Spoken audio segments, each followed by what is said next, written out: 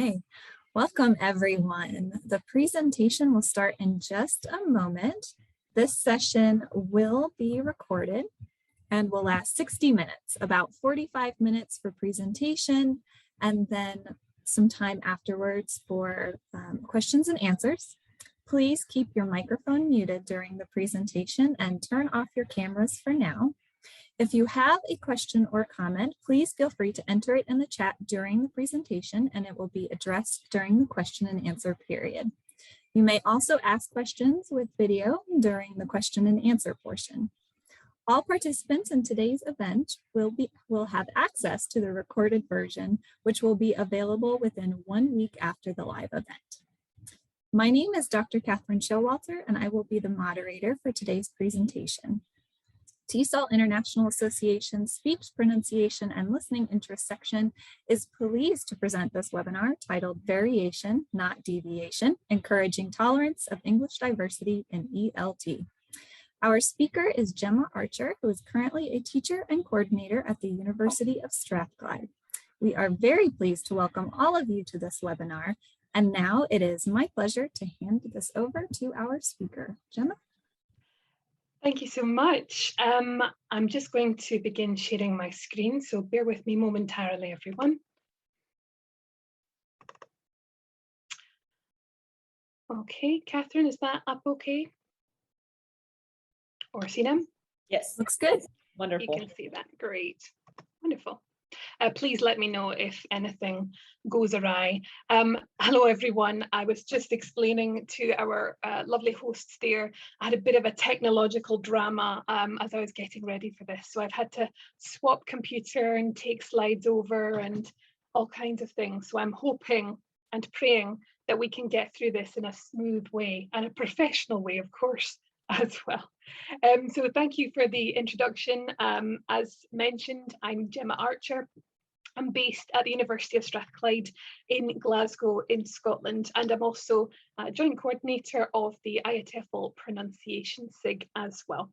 I'm really delighted to be invited to talk to you today about a subject that is extremely close to my heart. And this is a topic that has really grown over the years for me from observations that I made during my teaching career in class, watching students interacting together, and then taking this and forming the basis of research that I've done over several years, excuse me. And I've now taken these observations and these results, and I've turned them into a set of very simple, actionable recommendations that I always try to follow in my own classroom, and that I encourage others to test out and try as well. Of course, always with the objective of increasing openness and awareness and acceptance of tolerancy for accents and accent diversity. So that's always my goal in mind. I'm going to be talking from my own particular context here in Glasgow, but I encourage you to think of your own teaching contexts and others within your own country or base, which might have a similar situation to what I'm describing here in Scotland. I'm just realizing I'm a bit hoarse as well, so hang in there, everyone. I'm going to try. Right, before I jump in and tell you any more, let me give you a quick overview of what I'm going to be talking about. I'm going to split the session into 3 parts today. First, I'm going to begin by giving you a bit of background detail and setting the scene and describing a little bit of what's going on in the ELT industry that has led me personally to this point, and I think many of us as teachers.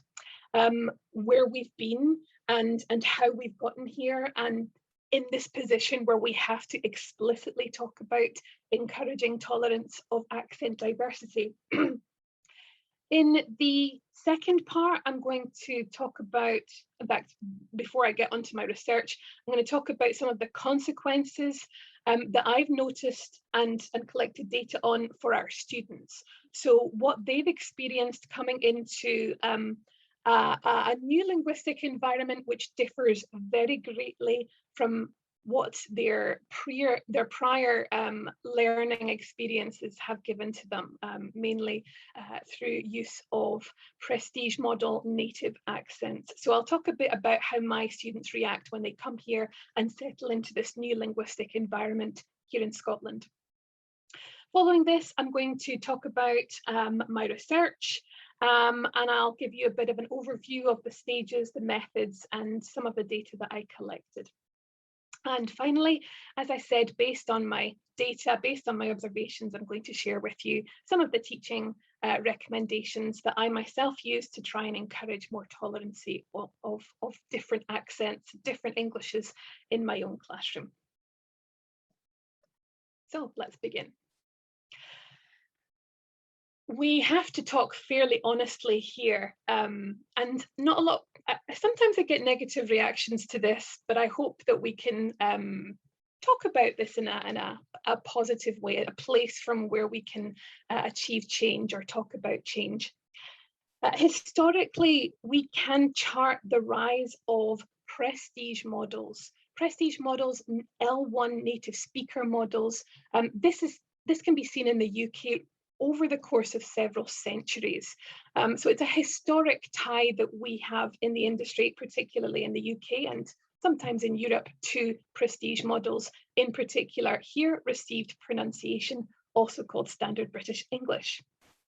So since the 1700s, we've had this simple focus on prestige models removing regional features, a desire to speak in line with the monarchy and those of a high upper class status.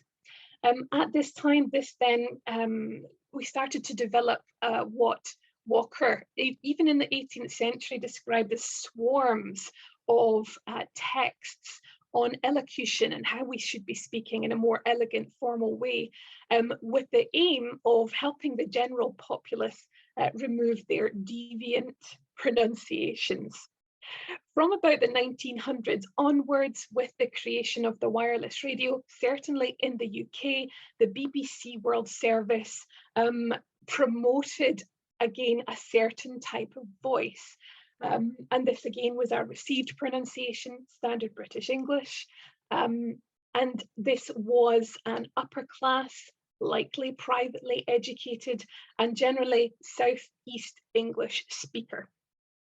Now, while today, thankfully, the BBC has a far greater diversity of presenters on its TV and radio programmes, we still get complaints made about regional speaking presenters, particularly if they have features which relate more to a working class background. And God help us if it's also a woman, because all combined, a female speaker from a working class background, not speaking with an RP accent, well, there's so many letters and emails and tweets sent about it, it's ridiculous. So this is still something which hides in the background in the UK.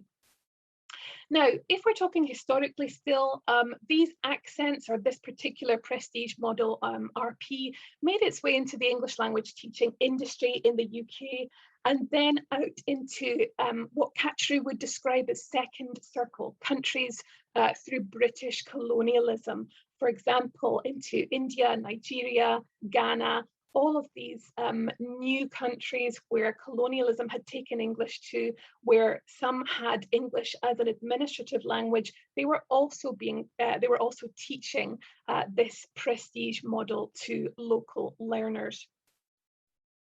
Now, in the 20th century, received pronunciation was said to be the most well-described accent of English, and certainly the most used in European classrooms. A large number of student textbooks, audio materials, teacher training courses, dictionaries, and influential phonetics textbooks took RP as their model. And they have continued to rely on it successfully for the last 100 years. Indeed, some publishers are even resistant to consider the changes that have happened in what was called RP and is now Standard British English. And it's what Milroy in 2002 called the production of the RP industry. So the ELT publishing industry kept a very tight grip on the type of models that they were using in their teaching materials, which were spread around the world, and it continued to be one dominant accent above all. What we now find is that even today, some coursebook writers are revealing that they face pressure from publishing houses to only include certain types of English speaker in the resources they create, certainly in the audio listening materials that they're producing. And that still remains an educated L1 accent from the southeast of England. And that was discussed in some recent research by Marek Kichkowiak. So RP has really maintained its status in the ELT industry, certainly since, well, over the last couple of 100 years. However, what about America? After World War II, things started to change and the visibility of General American increased considerably, and on an international scale due to the rising influence of the United States as a political and economic power. But also the prevalence of the film industry, the television productions, and latterly the music industry also had an influence worldwide as well. General American as an accent model became very, very visible. We also have nowadays the on-demand screening services, which also offer films and box sets and television programs and comedies all around the world. And again, many of which include L1 English speaking content, and often a large majority of this is United States based content. And all of this combines the television, the movie industry, the streaming services, all of these things combined have contributed to what Alice Henderson calls an instantly accessible American cultural hegemony. So these two models have really remained ubiquitous in the ELT industry. So what's the effect of this? How does this influence us, and in particular our students? Well, what we found is that students who are unexposed and unfamiliar with other Englishes have some quite strong feelings when it comes to other types of English. Let's move on. Erin Carey earlier this year summarized this beautifully in the following quote when she talks about General American and RP, or Standard British English, being the two beacons of the ELT industry. And she said that learning from an L1 context typically results in limited awareness of and exposure to accents beyond RP and General American. These varieties are widely promoted through language teaching and learning resources, and ideological constructs, though they may be, serve as linguistic beacons towards which learners are drawn or guided. So certainly the ubiquitous nature of these two accent models have continued to promote themselves in a kind of cyclical way, and they're drawing more and more students towards them. This then leads us to the following situation. While more students are clamoring for materials and resources and learning opportunities for just these two varieties, something else is happening in the world, and that is that English is being spoken by L2 learners at an increasingly rapid rate. Crystal, a couple of years ago, David Crystal approximated that we now have 2 billion users of English worldwide. And we have to consider what is the likelihood of all of these English users around the world only meeting and conversing with speakers who are prestige model native language speakers, so only meeting and conversing with an RP speaker or only meeting and conversing with a General American speaker. I would imagine that's fairly low. It's obviously possible, but only meeting these types of people, unlikely in my opinion. However, given this increasing number of speakers, the likelihood of English learners around the world meeting and conversing with other L2 and L1 regional varieties is high. And certainly that's the context that I'm working in. Even though I'm in a native language speaking country, my students are speaking more with other international students than with native speakers. So we have to address the issue that comes with this ubiquitous nature of prestige model L1 accents. And the two issues that I'd like to address are familiarity and exposure. Most of you probably are aware that an unfamiliar accent has the potential to negatively affect comprehension. However, we can counteract that with exposure. We know that with exposure and with experience with a particular accent, we can aid our ability to recognize, but also to cope with its diverse linguistic realizations. So by not giving our students exposure and time to get accustomed to different varieties, we are limiting and creating a possibility where they will find it difficult to understand other varieties. And also we're limiting their ability to get used to other varieties as well. And this could be limiting when we think about students' long-term future, what their plans are to use English going forward. This brings me to my own context. So as I said, I'm in Glasgow in Scotland, and for my students for years, they have been telling me how shocked they were when they arrived in Scotland. And they said, we had no idea. We had no idea that when we got off the plane and started to arrive and settle in Glasgow, we didn't know it would be so different. And I found this so strange at the beginning because I thought, surely you'd, maybe do a bit of reading or research before, moving to another country. But I felt that maybe when I had those reactions, I really was thinking from an EFL teacher's perspective. I started off my career about 16 years ago teaching in private language schools and colleges where people were paying to come for a holiday, a language holiday, where they'd spend 2 weeks or a month learning English and then they'd go home again. And often they'd come to Scotland because they were interested in the country, not just the English, but also the culture and doing a bit of traveling while they were here. So I had to really put on my my other hat, my EAP hat, my university academic English hat, and consider, well, a lot of my students are not coming here through choice. They're coming here because they have a scholarship with this university or because their home university has a link here. So they may not be doing as much preparation or reading, thinking about this new location as someone who is really looking forward to visiting might.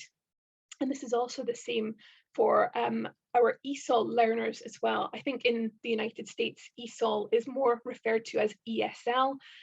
So classroom contexts where we'd have refugees and asylum seekers predominantly. Again, they are not choosing to come here. They are coming here due to their circumstances in their home country. And the Home Office in this country could also be placing people in certain locations due to infrastructure.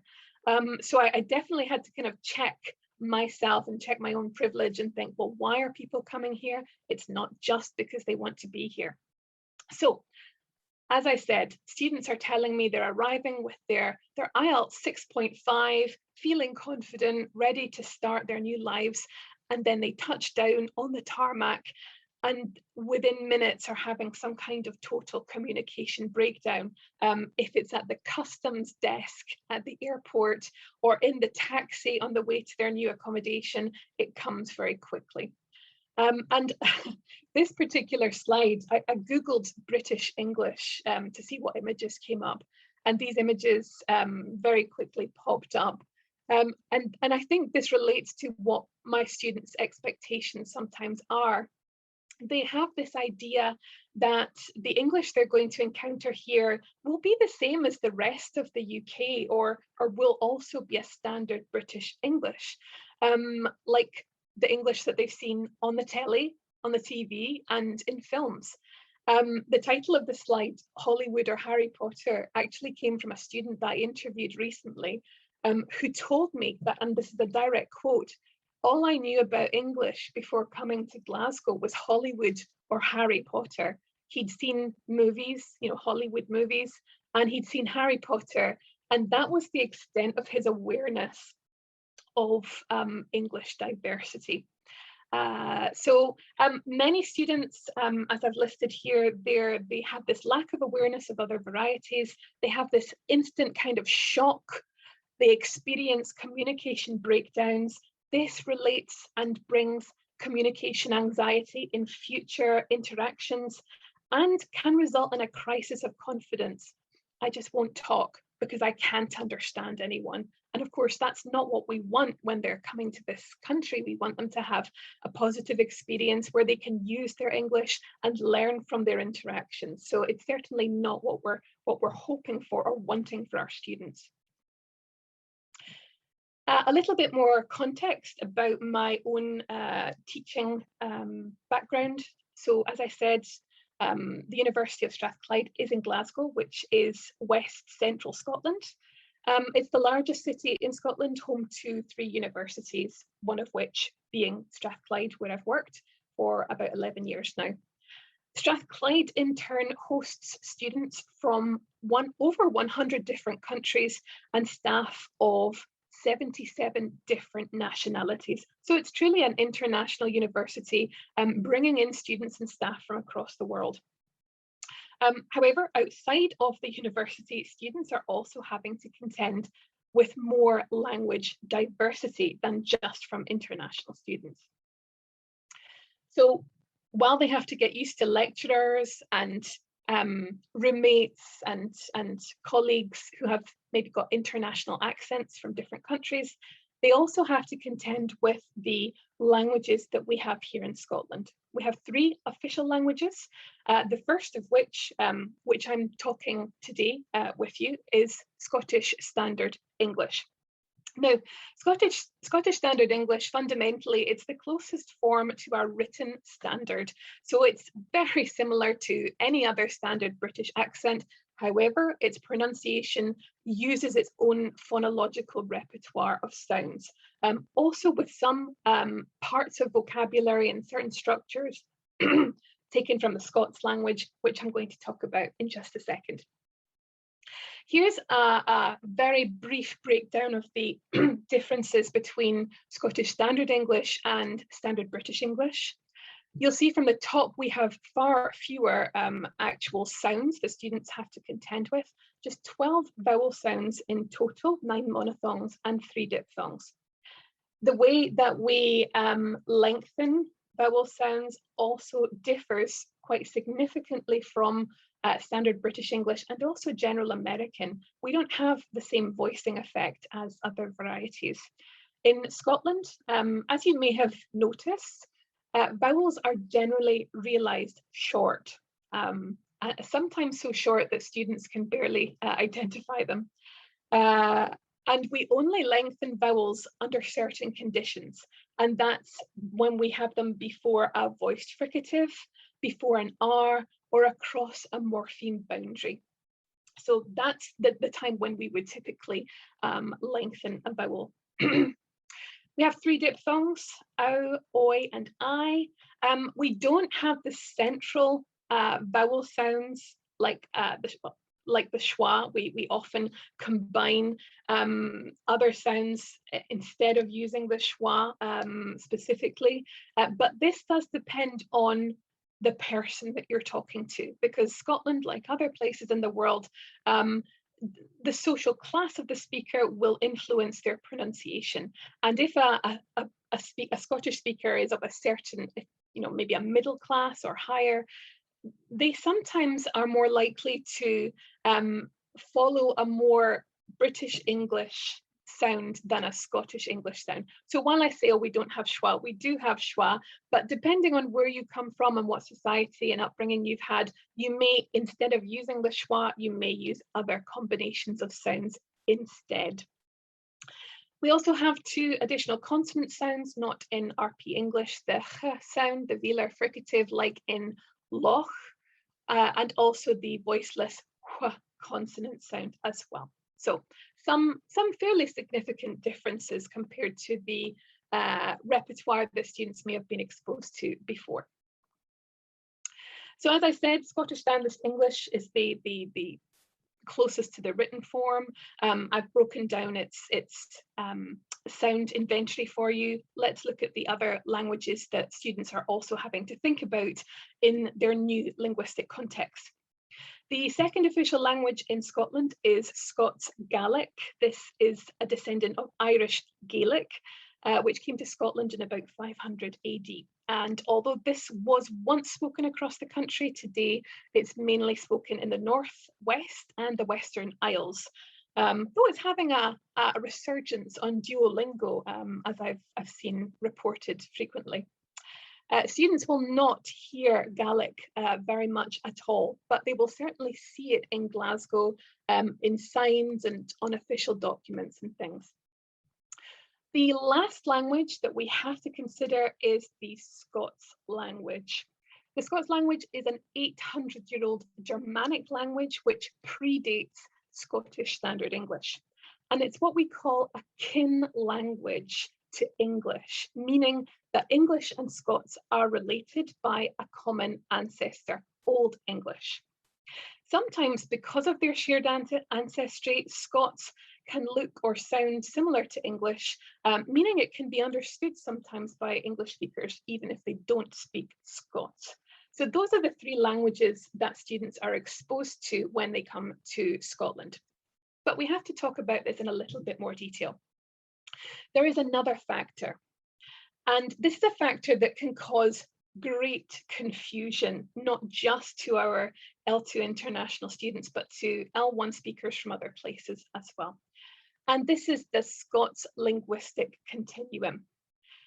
In the Scots Linguistic Continuum, a person can speak Scottish Standard English, as I'm doing now, in certain situations, but in others, they can code switch into Scots, depending on who they're speaking to or the context of the conversation. Another thing which makes this a bit more challenging is that in Scotland, we also do code mixing. This causes problems. Code mixing is when a speaker, a Scottish speaker, mixes Scottish Standard English with items of Scots, mixing it together, and this can make language extremely challenging and unfamiliar for those who are not used to it. I hypothesize that code mixing is one of the issues that causes the stereotype that all Scottish people are impossible to understand, which I hear all the time. I constantly, people are telling me how difficult Scottish people are to understand. I believe that for those people, they are hearing the Scots language or a mixture of Scots and Scottish Standard English, but they believe that they're listening to bad or heavily accented English instead. So they think they're listening to one thing when they're actually hearing another. I'm actually going to show you an example of what this continuum looks like and sounds like, so you can experience what my own students will have to experience when they join us. On this chart here, I have created a short visualization of the Scots Linguistic Continuum with some well-known in this country, well-known speakers that represent these different stages. So on the left, we have the Scottish Standard English speakers, which is characterised by our First Minister, Nicola Sturgeon, and actor James McAvoy. On the other side, on the far right, we have the Scots speakers, Billy Kay, who's a writer and broadcaster, Alistair Heather, who's also a broadcaster, and Sheena Blackhall, who is a poet and a novelist. In the middle, however, we have speakers who drift between these two. I draw your attention in particular to Iona Fife in the middle, who mixes, does this kind of mixing of Scots and Scottish English, and Professor Jennifer Smith of Glasgow University, who also demonstrates her moving from the standard side of the continuum to the Scots side of the continuum. This video is about 2 minutes in length, and what you'll experience is the movement from the standard to the Scots. And what this means is that by the time you get to the Scots side of the continuum, you may have a bit of trouble understanding. I'm sorry in advance, just to demonstrate what our students are experiencing when they're moving here. Now, I explained to Catherine before that my video audio may not be working. Catherine, can you let me know if the audio works? And if not, Catherine's going to play this video for us. About a mile from here, in the National Museum of Scotland, you will find on display a steam engine designed by the great engineer James Watt. 100 miles from here, just off the coast of Aberdeen, is the world's biggest floating wind farm. And then just... I had at the premiere of, was it Suffragette? My wife's just been in a film, and I thought if anybody calls out my name, I'll go and sign autographs. And as it happened, a few people did, and I did that. My own Glaswegian accent is considered amongst the least attractive in the UK, and I want to know why that is. To find out, I'm meeting Professor Jane Stewart Smith, who's been working at Glasgow University for the last 20 years. Hi, I'm Lisa Sheeran. Got in touch with me on email and just said we're looking for a kind of new version of the Northern Lights, something that's nae as upbeat as other ains, like a bit more kind of reflective and melancholic. I don't know if I've said that right. And I thought, well, I can do that. So when I'm talking to you now, I'm talking more in the formal side of the continuum. But when I go back to my hometown in North East Scotland, I start speaking like as to my mum and dad. And fit ye be in the day, and I ken far I'm gone. So you said that when you were a bairn in your cell, your father would gang about the house singing burns all the time. Is that where you got your kind of poetic lug? On to your next poem, A Dug, A Dug. This is Ian you tack around the schools, is it? But A Dug is a super poem because it's for Glasgow. It's for the Central Belt, and I think it's important to ken that Scots are spread over the whole country in different ways. So that's the why I do A Dug, A Dug. Ladies and gentlemen, as an Ayrshirman that new bides in Fife, I bring fraternal greetings for ayont the tea. In the words of Yenny Arain, David Rory, for ochras a doctor, dún dhonar in ochter derin parish, for the men of my quote for Hugh McDermott. Who can ye fully be yoursel? Gin the lead that rocht ye, your very first windy into the world, was gien gay little status in the major cultural institutions that ye gaed to as a child. Okay, so yes, I hope that's given you, that first section is kind of given us a bit of context about the ELT industry and how that is leading into my situation and the situation of teachers and students in other parts of the world, certainly all over the UK, where they are not exposed and communicating with prestige L1 model speakers. I'm now going to go on and talk about, I'm going to try and do this quickly, about the research that came from this observation that I described. I've done a couple of different studies recently over the last couple of years, looking into students' reactions and uptake when exposed to regional varieties. The study that I'm going to reference just now is a recent one that I've done on the effects of prestige model familiarity on UK-based international students and their perceptions of diverse English accents.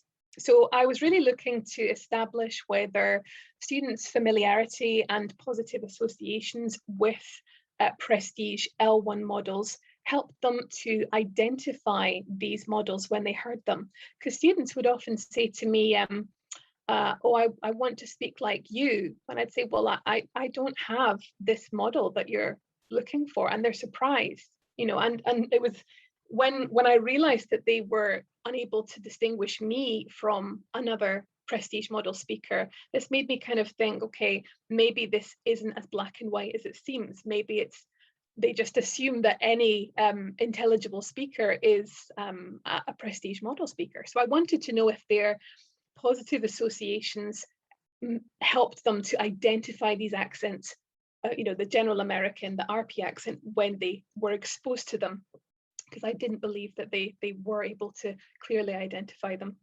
I also wanted to find out whether they would prefer a prestige model accent as opposed to another L2 accent or an L1 regional model when listening blind in a verbal guise test. So the students were going to listen to different accents, unaware of which accent they were listening to or where the speaker was from. So I wanted to know if listening blind had an effect on the varieties that they liked.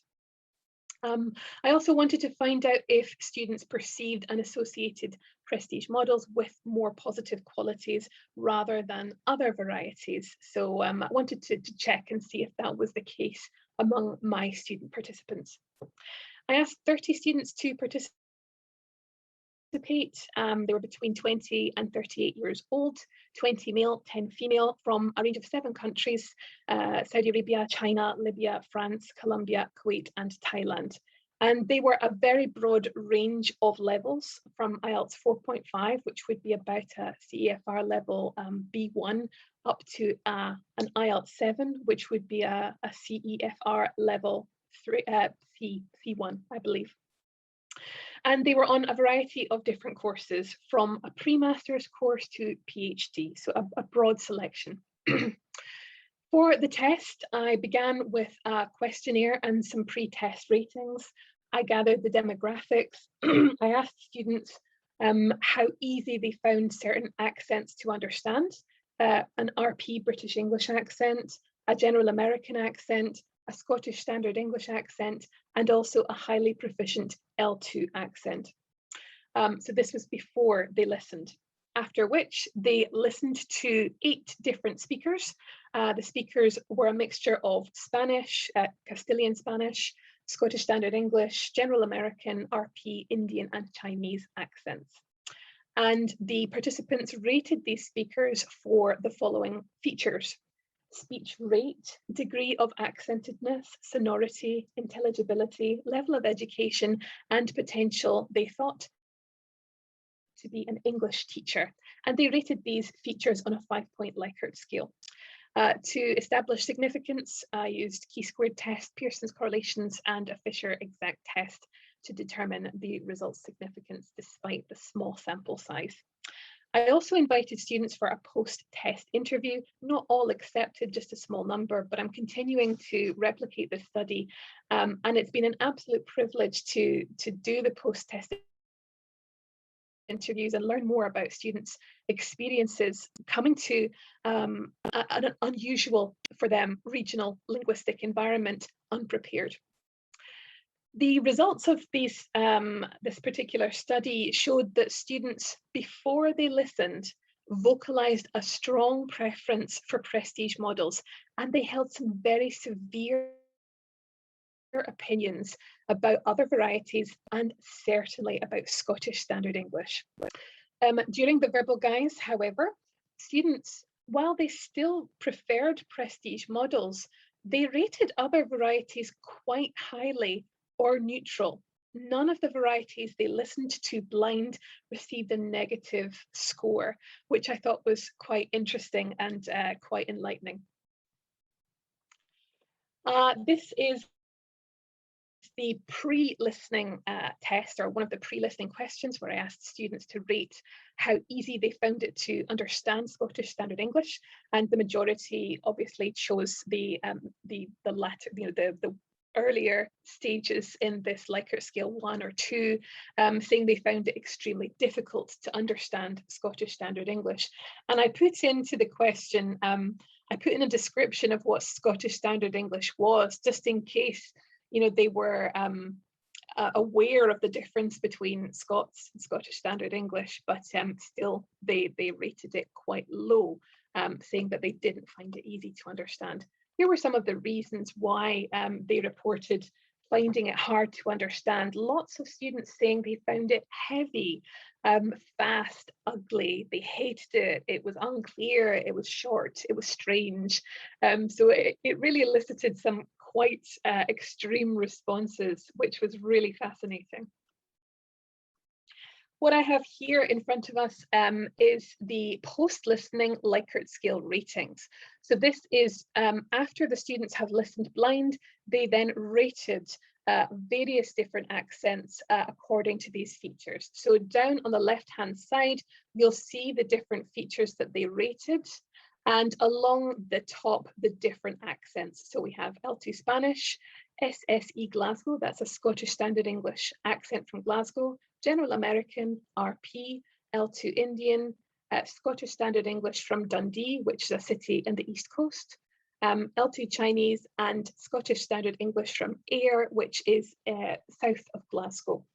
I highlighted the scores just of my own context, obviously, and again, the responses are largely neutral or verging onto the positive. Some even quite close to an RP response as well. So I was quite heartened by this, and it really made me think what it was exactly that was causing students to find Scottish English particularly challenging. Was it something that they felt, or was it something that they were actually hearing? The other Scottish Standard English accents also had either neutral or verging onto the positive side of the scale. RP, as I expected, did the best in terms of sonority, nice to listen to, would be a good English language teacher and sounds educated. It had the highest scores in these three. The General American accent was very, very close to the RP accent in almost all of the scores. And what was particularly interesting, which I'll mention in a moment also, is that often when students were trying to identify where an accent was from, they were confusing General American and RP a lot. So they could identify that it was a familiar accent and that it was likely a native speaker accent that they'd heard before, but many of them were not able to distinguish, is this a standard British or is this a General American? Which is also interesting because many students say that they find General American an easier variety to understand. In terms of L2, lots of students in the pre-test questionnaire identified Indian English as an accent that they had struggled with and found challenging. However, in the post-test listening, mostly the L2 Indian accent was getting neutral ratings, not particularly negative at all, which again, I found quite heartening. So overall, I was pleased with the outcome. And as I said, I'm replicating this study to see if I'm getting the same results with a new set of students. But yeah, the takeaways from this result that I'd like to particularly highlight. In general, identification of provenance of an English accent is challenging, and that's across the board. There was one accent that was the most identifiable, and that was the Glasgow accent, which is probably not surprising given that most of the students were living in Glasgow or had lived in Glasgow in the past. So 30% was the highest result in terms of successfully identifying where an accent was from. So this is a challenge. There is evidence suggesting that L2 speakers are internalizing negative opinions of non-native, so L2, and regional L1 speech. And this seems to be, it seems similar in this situation where in the pre-testing questionnaire, students are having quite severe attitudes towards a regional L1 accent and L2 accents. However, in the post-test ratings, the results after listening were not anywhere near as severe, and that was among L2 accents and among the regional L1 Scottish Standard English. In fact, the Chinese L2 accent was rated as the preferred accent. We asked students which one they preferred out of all of the 8, and that was the most chosen as the preferred accent.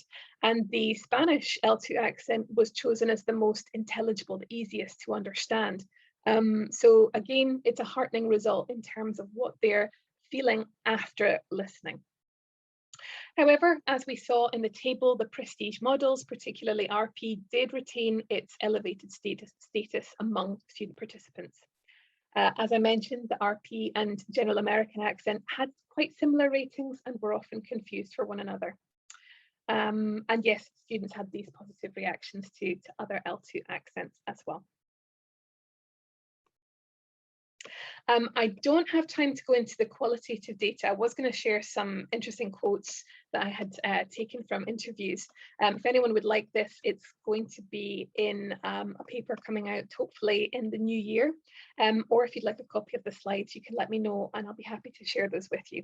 So I'm going to move now straight into my recommendations based on this research and based on my experience teaching in this regional context or linguistic environment. So my first recommendation, based on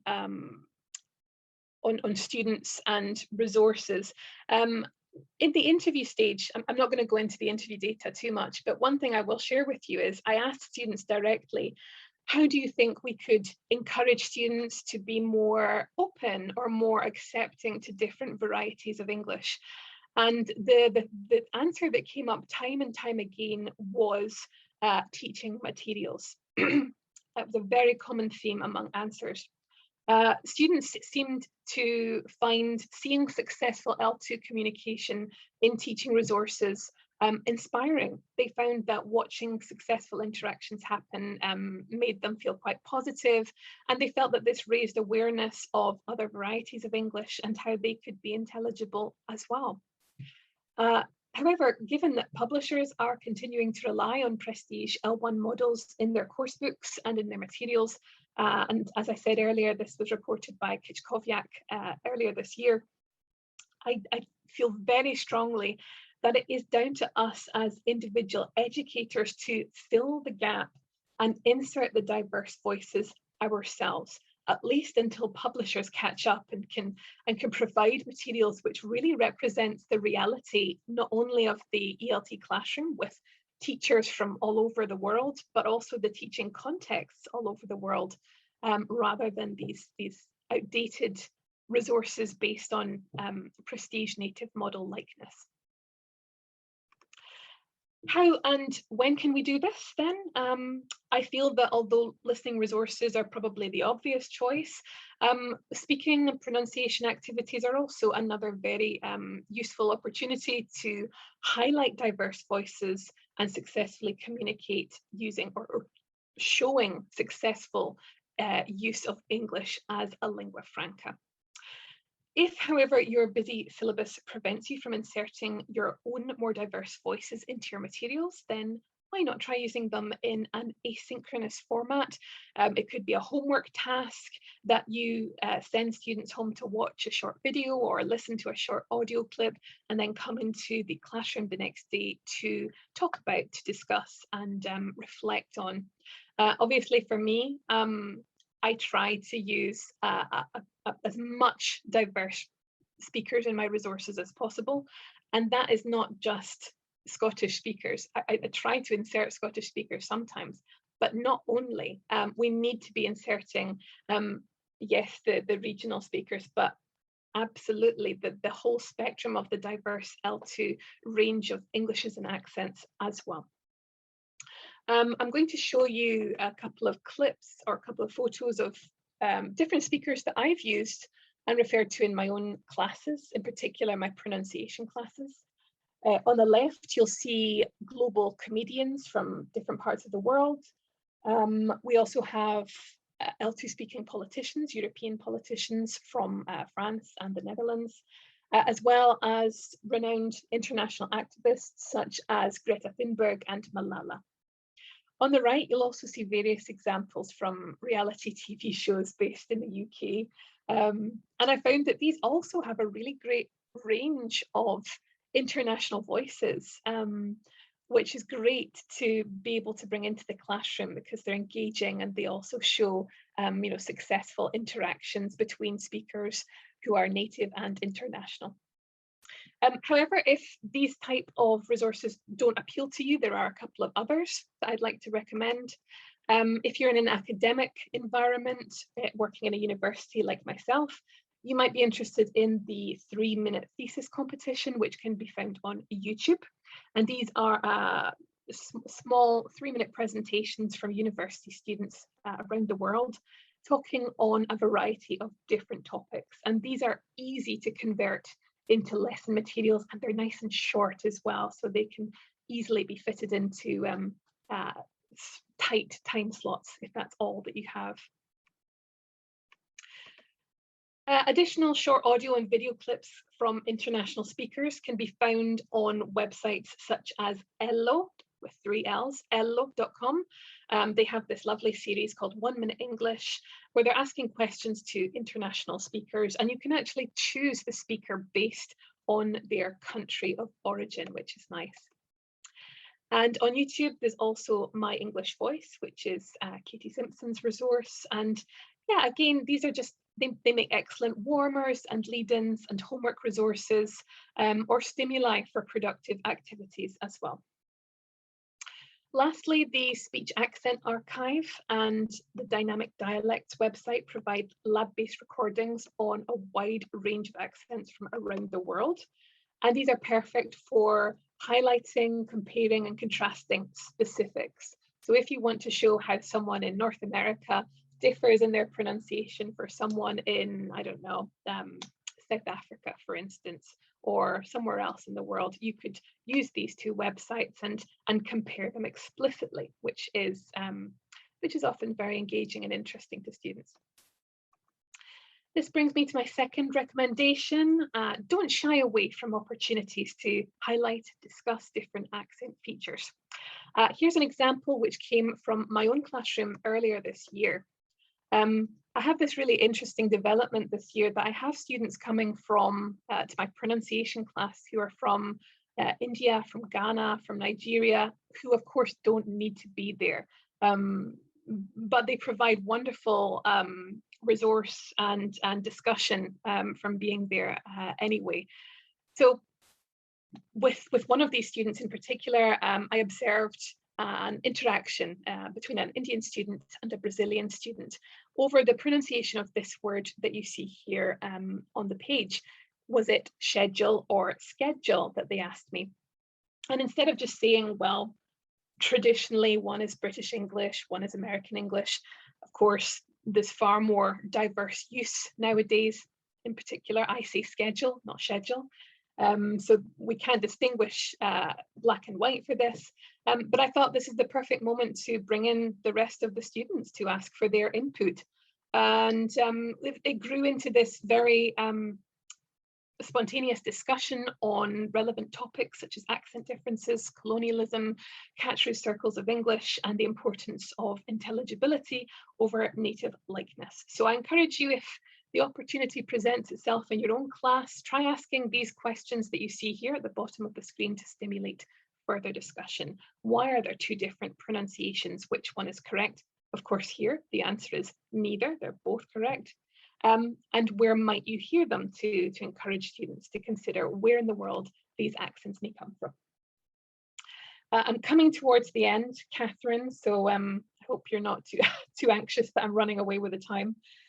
Tip number 3 is have the talk with your students. And by talk, what I mean is what Rosina Lippy-Green calls the linguistic facts of life. Of course, our students are free to have their own personal likes and dislikes and goals when it comes to their language use, but sometimes, as I've observed, and you may have as well, their reasoning for their preferences is not always sound and based on fact. So I like to gently remind them of some essential information. In particular, a likely reason for finding certain accents more challenging is a lack of familiarity and exposure to it. Students often don't realize this. So I like to make it very explicit right at the beginning, so that everyone understands what their challenge may be and why. It's also important to state categorically that there is no evidence, there's nothing in linguistics that supports the idea that certain accents are inherently more intelligible than others. And we also have to recognise that it is extremely difficult for an L2 speaker of any language to develop native likeness in adulthood. It's not impossible, but it's unlikely, and it takes huge dedication and effort.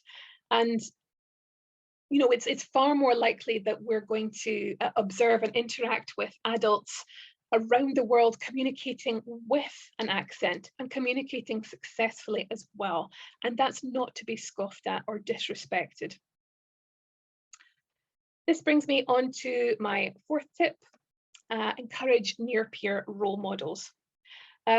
A near-peer role model is, according to Curry 2019, a peer of similar age, gender, culture, or career path to your students, but whose language level is a little higher, so they're just a little more advanced. Curry states that near peers are a powerful device for the pursuit of the ideal L2 self, where the success of others can help us see a future for ourselves. So it's about inspiration, inspiring students to consider themselves like their peer in a time where they will be speaking their language or their L2 more fluently. Another good thing about near-peer role models is they also help us to move away from L2-centric models that have obviously persisted for such a long time in our resources and in our classrooms and our industry. And they can increase learner autonomy and increase motivation as well. If there are no near peers that you can ask to help out in your class as a kind of classroom assistant or a conversation buddy, why not ask students to investigate a famous near peer from their own language, background and culture, and then share that the findings of that person's language journey with their classmates the next day or at a predetermined time. And that brings me on to the last tip or recommendation. Encourage students to reflect on their own L1. In a 2017 article, Robin Walker provided actionable steps that we could take in the language classroom to encourage students to reflect on accent diversity, both in their own L1 and in English. This is a step that I have taken very, very seriously, and I introduce it into all of my classes every time we begin a new block of sessions, and I found it to be extremely helpful. Walker lists a variety of questions designed to get students reflecting on perceptions of diverse accents in their own countries. So activating schemata, what do they know about accents of their own country?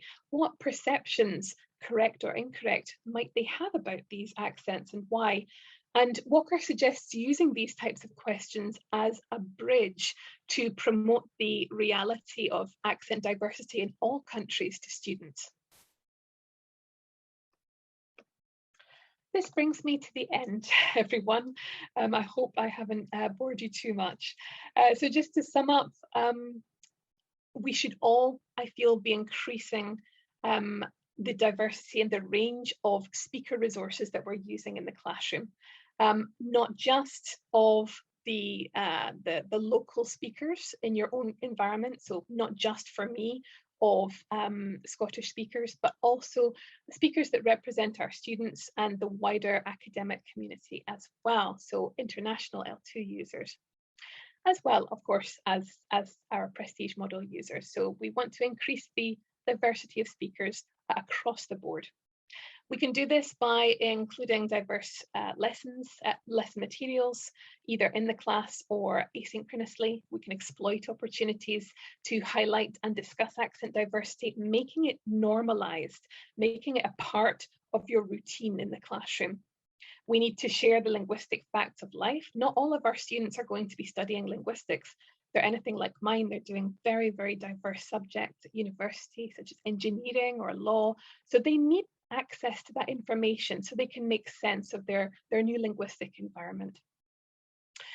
Encourage the use of near-peer role models so that students are looking to realistic, real-life, successful stories that can inspire them.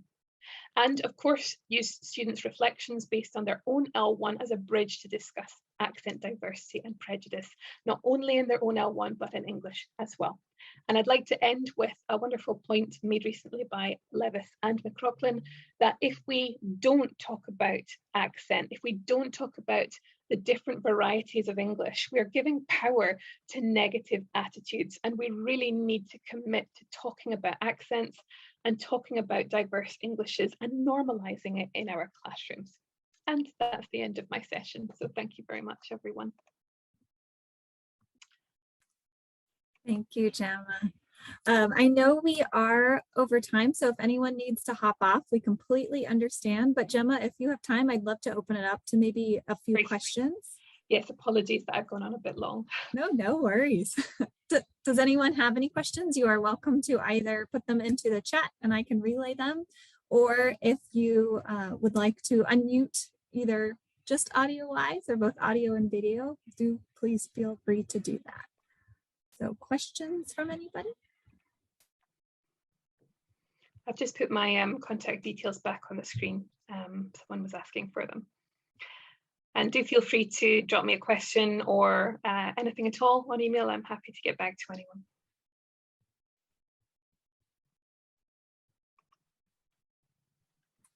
If no one has any, I do.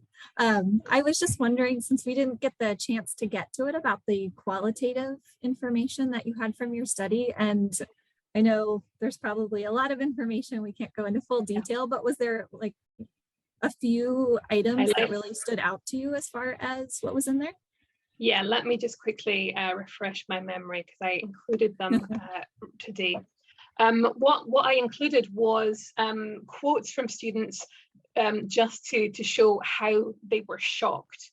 You know, so ad verbatim quotes when they said, "I just didn't know that I would be coming to this place with a totally different accent or language to what I'm used to." So I had a couple of quotes from students. I have a couple of quotes from students saying that they other people had told them, "Oh, it's impossible. Don't go there. It's impossible to understand people," which is interesting. And I had others which I'd asked students about their early experiences of English to try and work out how diverse or how aware they were of English language diversity in their early studies.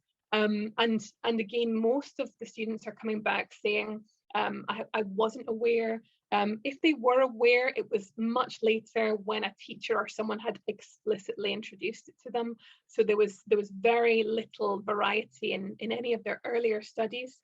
And what was the other thing? Yeah, so I included their recommendations that they'd made in terms of how we can make students a bit more open to different varieties. And yeah, lots of them had said materials and some really insightful comments. You know, as I said, lots of students mentioned Indian English as another accent that they found challenging. And one which I loved from a student, she said, you have to communicate with the global world, so you have to understand every accent. And like me, I really want to understand the Indian accent because there's so many Indian people. If you have to do in your career, you have to understand them. And then you can have business or something with them. I think every textbook only have one accent in common. Like in Taiwan, we only have American accent or British accent or Australian accent when we have a test or something. I think we have to be mixed because we could not choose the people we are talking about. So we have to understand the different accents we're learning. So just really lovely, insightful comments that they made. Also some really dreadfully sad comments as well from students who'd had experiences where they'd come expecting to do a very interactive, communicative program and ended up being very solitary, having very limited access to anyone, not just international students, like a PhD student, for instance. And when they attempted to reach out to others and practice, they were just shut down. Maybe, for instance, one of the participants said they started working in a restaurant, so they were interacting with people, but constantly people were saying, I don't understand you, and he didn't understand them. And this happened so frequently that he was demoted back into the kitchen because he was just having these constant crises of confidence and communication breakdown. So some of it was really quite sad to listen to, and I felt terrible that people had these experiences. I hope that answers your question, Catherine. Yes, thank you. Thank you. Any other questions from the audience? Anyone want to ask anything? Oh, we've got one question here. How can we spread this awareness amongst people not in the ELT world? This is such an important question. And I think this is my next, what's next after this? I saw a comment about I think Carolyn said she was frustrated about professors at the university making assumptions. Absolutely, I agree with this. I have students coming to me in tears because their students have made comments which are categorically untrue, but because they're not native, like, teachers are shutting them down. I think we have to do intercultural training. Alice Henderson did a presentation about this at PSLLT earlier in the summer, and I feel very strongly this is the next step that has to be offered. We need to have intercultural awareness. If I take my context as the specific example, we need that awareness to all of the staff in the university, not just the English language teaching staff. I've seen so frequently students, in the cafe at the bottom of our building, going to buy a coffee with their very well rehearsed phrases, but then they have a server who is speaking broad Scots to them, and you're thinking, this should be a given that you you don't use broad Scots when we have an international environment. We have to be internationally comprehensible to one another. So I think we have to do more intercultural training in our own contexts, and we have to reach out to others. I saw recently the gaming industry has also talked about this. There's a lot of reference to only specific prestige native accents in the gaming industry, and how that has to start changing as well to represent the people who are using them. So I think there are flickers of awareness in different industries, but we have to keep talking about it.